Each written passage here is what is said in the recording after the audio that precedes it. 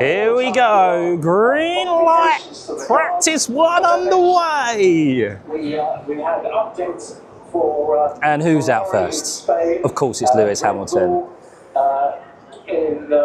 Just gonna see how he comes out on his outlap, and then of course you'll see my first ever reaction of an F1 car at full speed into the braking zone of Brooklands. Can't wait. And Red Bull, Audi, Alpine, Cadillac, all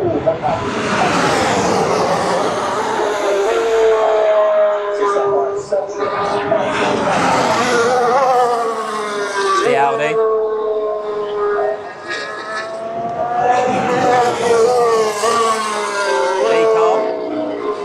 Mate, they are actually really loud.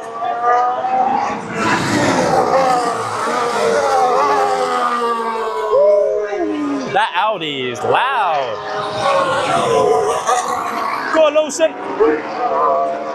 It's right. First off, this is just the outlap, and noticeably quicker. Noticeably quicker. So, yeah, intrigued to see. I actually can't believe I'm here watching this. Yeah. Bit of an emotional moment, guys, I'm not gonna lie. Okay, now I've seen them push.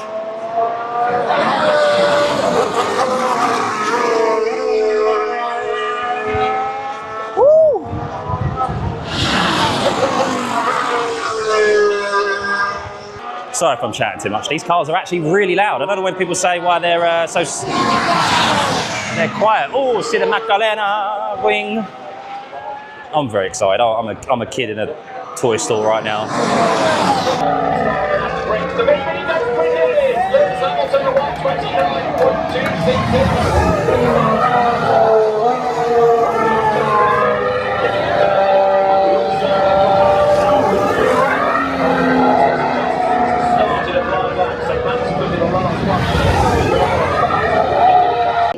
Right, FP1 over and done with, and what are my first thoughts on my first ever practice session, of watching cars on track? Holy bloody moly. These cars are not done justice by the TV cameras. Or any camera. My footage probably doesn't do them justice. You do need to see F1 cars in person at some point in your life, because they are just more than you can ever imagine. The power you feel from them under braking. I have no idea if they're super clippable or anything. I absolutely could not give two sods, because you just cannot tell. You cannot tell. Now, of course, F1 is a sport that primarily is best viewed on TV, and you can't attend every single race unless you've got loads of money and can fly to every single race circuit. I get that, but these cars look great through the corners. They look great in person. I mean, they're sexy cars. They are absolutely sexy cars. And yes, you can hear an extra downshift or two when they go through Brooklands, which you normally wouldn't see for energy recovery reasons.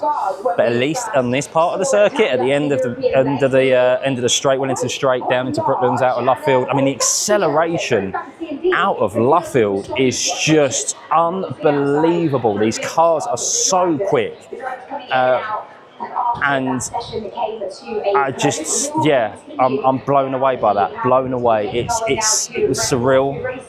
And when I first saw Lewis Hamilton come out, even though he was on his outlap and he was cruising, noticeably faster than F2, like noticeably. And that's been the great thing about today, is been able to see the build up to F1, F1 Academy, F3, F2, and they were all quick in their own right, quicker than I ever thought they were, watching on TV.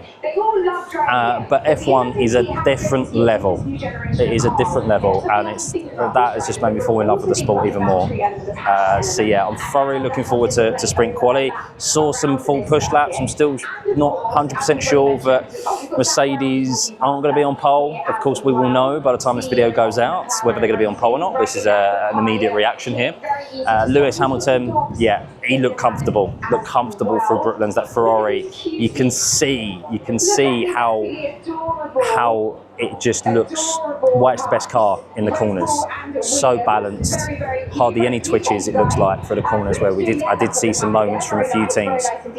And it's noticeable how all different teams sound different, even if they've got the same engine. The Audi is unbelievably loud, like unbelievably. And that's the one thing I won't really, I guess, stand now from people is saying that these cars aren't loud. Now, yes, I understand V10s, V8s, yes, they're still louder, of course they are.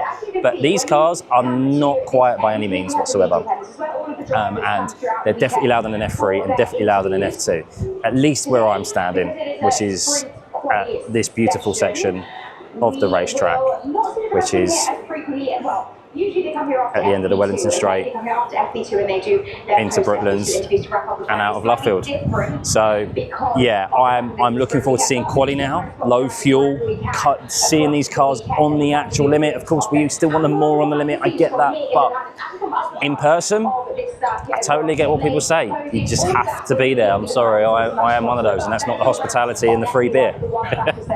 That is, and free food. That is just the experience of seeing these machines in person.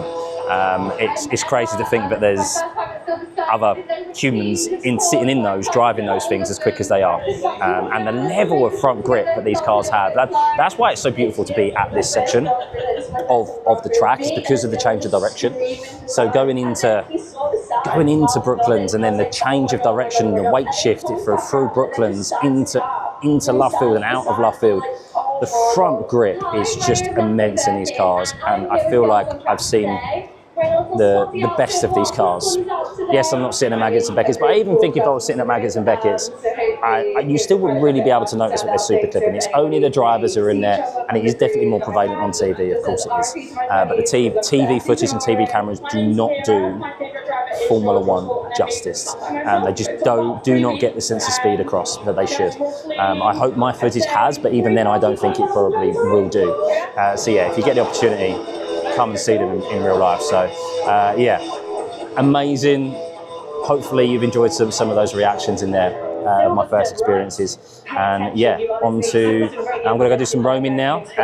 So I need to go buy my sister a top for her birthday, even though they're quite expensive, but a Silverstone top. So I'm going to go get her something for her birthday. And we will be back for probably some of the F2 qualifying and the all-important sprint qualifying in a few hours.